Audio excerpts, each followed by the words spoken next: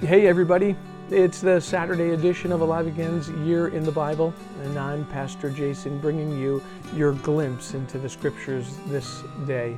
Today we're going to get into Jeremiah 49, 2 Kings 24, Chronicles 36, and Jeremiah 22.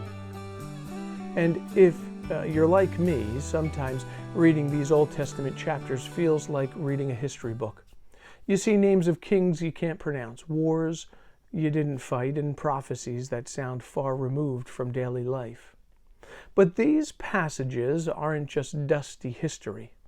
They're living truth, showing us how God deals with nations, how he deals with leaders, and most importantly, how he deals with us. So let's set the scene. Jeremiah 49 is basically a list of judgment oracles. God is pronouncing his judgment on the nation surrounding Israel. Ammon, Edom, Damascus, and others.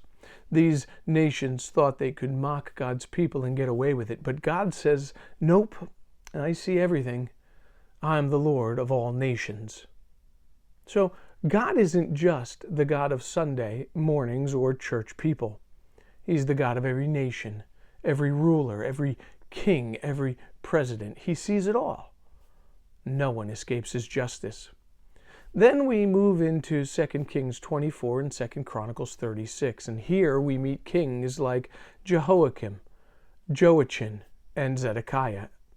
And honestly, these guys were train wrecks.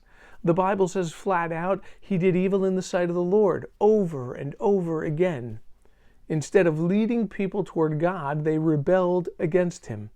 They ignored the warnings. They rejected the prophets and followed their own sinful desires. And what happened?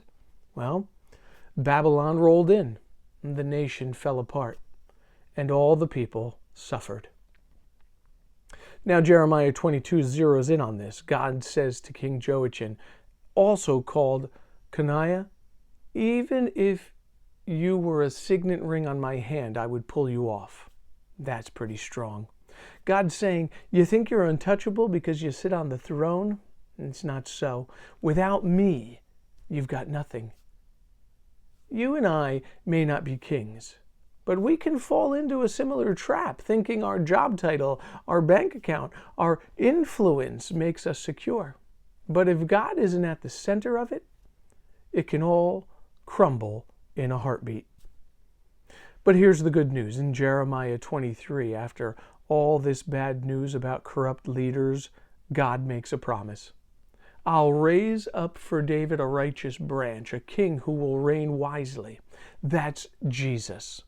Where earthly kings failed, the King of Kings would succeed. Where selfish shepherds scattered the flock, the good shepherd would gather them. And here's the best part, he's still doing that today. So remember that God sees everything. Nothing escapes his notice. Not in nations, not in leaders, not in our lives. Don't put your hope in people. Leaders will fail, bosses will disappoint, friends may even let you down. But Jesus will never fail you. Finally, follow the Good Shepherd, Jesus Christ. When life feels scattered, when the world feels chaotic, let him be the one to guide you. So I'll leave you with this.